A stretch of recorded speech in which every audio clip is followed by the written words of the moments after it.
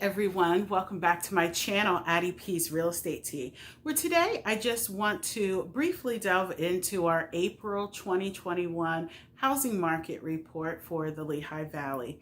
Now, before we get into the video, I know it's been a while. Your girl has been on the grind out here in these real estate streets trying to get deals made and make things happen, but definitely no excuse to stay away from you all. I do have some other videos coming up, so I definitely am excited to be back on the scene here, bringing you all the real estate tea. Now, before I get into the video, as you all so graciously do, please give me a thumbs up if you like what you hear in this video. Remember, sharing is caring. Please share the video if you know somebody who would like this information. Also, subscribe to the channel and be sure to hit the bell notification to be notified of future videos on this channel. And you already know, if you're watching your girl from Instagram, drop me a heart and show me some love. All right.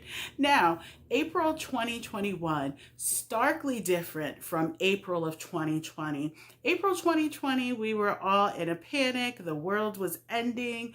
Unfortunately, for some of us, that was a reality. We lost loved ones due to the pandemic. Definitely my condolences to anyone who has in the past year, or even recently. I'm still, seeing some folks are still succumbing to COVID. So please take this seriously.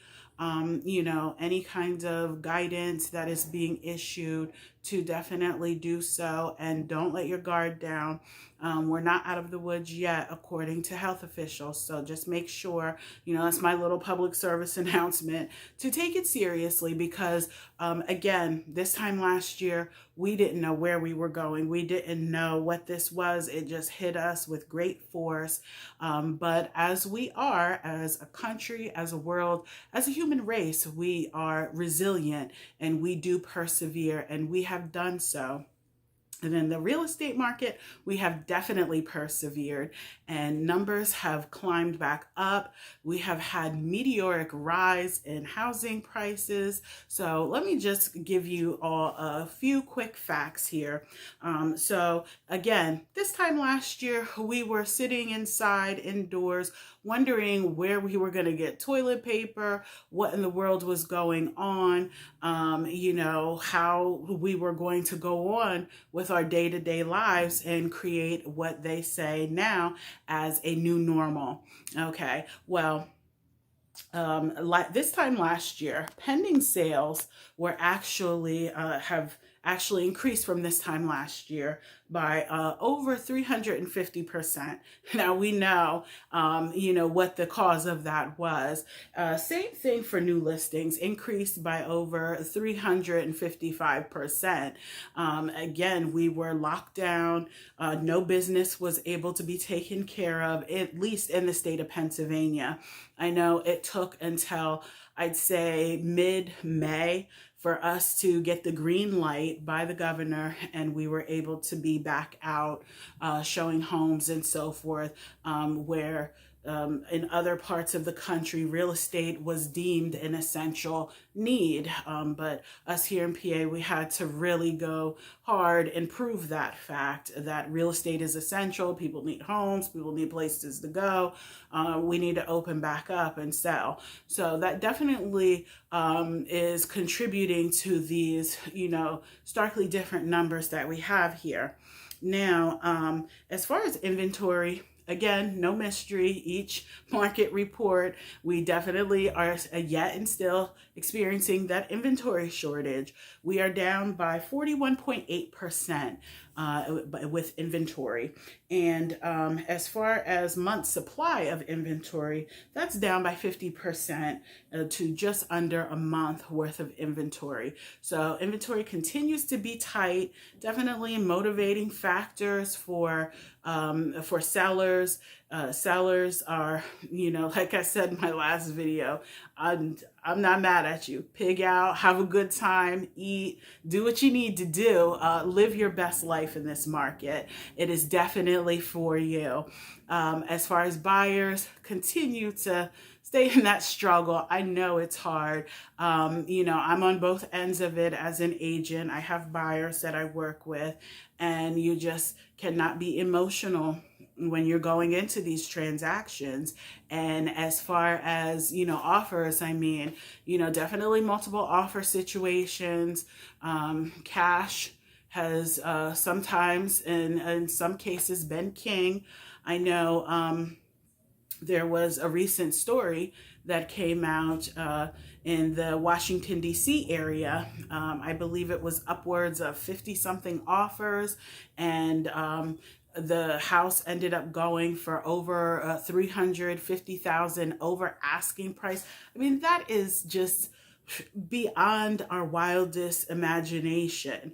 Dreams for some, for the seller, whoever the seller was, a nightmare for the buyer that maybe had been sitting around saving up, waiting for the house to go on the market, and you're up against 50-something other offers, and that house is going for over $300,000. I mean, over asking. How do you compete with that? I mean, that's ridiculous. I mean, when do you stop? I mean, I think honestly, speaking personally from a listing agent perspective, there has to be some kind of set, like, hey, look, this is what we're going to do.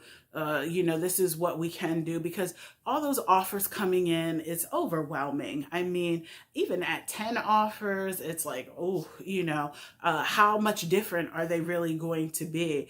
Financing wise, okay. Waiving inspections, okay. Now I'm seeing where buyers are offering to pay commission, or transfer tax, things of that nature. So there's really some creative, innovative things that agents and buyers are throwing into the mix to entice sellers, which is all great.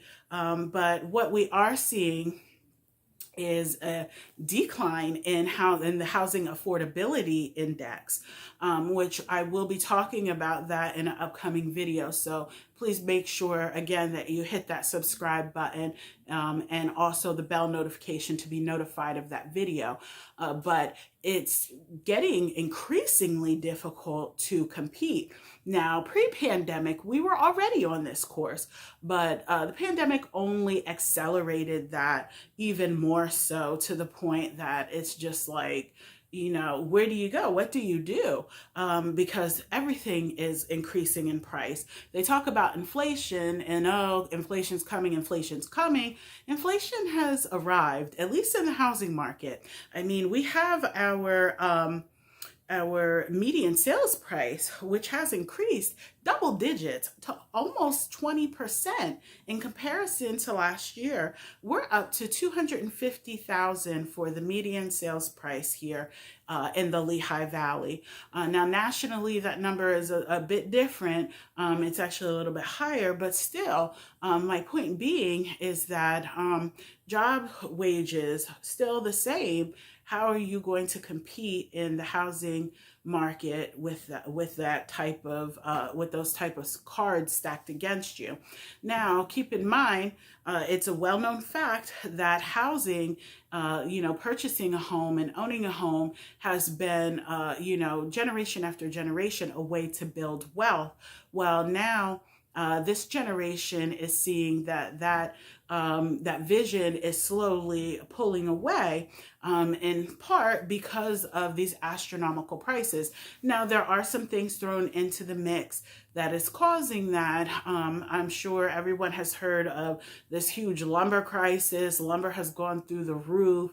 It's costing that much more to build a home. So with the scarcity of new homes being built, coupled with there already being tightened inventory, which I've talked about that in other videos, in the sense that that some of the folks from 2008 housing crisis still have not fully recovered, and just barely managed to hold on to their home.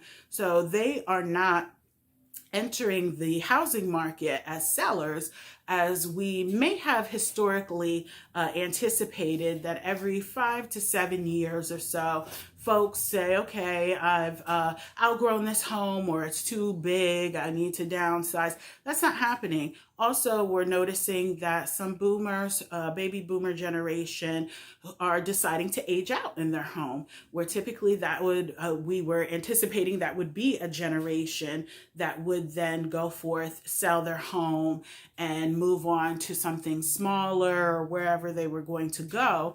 But that, again, is not happening. So that has caused a tightening, coupled with inflationary costs of building, coupled with other things such as the pandemic, which that was the big thing going on. So we have a lot of those factors going into why this tool that was utilized for building generational wealth is no longer, it's not, I'm not going to say no longer, but it's slowly slipping away.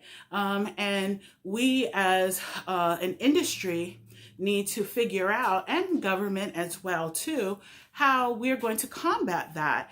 So that way, average, everyday working people who have made that sacrifice, who have set aside money, who have saved that 20%, can step into the game here and say, yes, it's our time, we'd like to buy, we're interested in buying, we fixed up our credit, and so forth.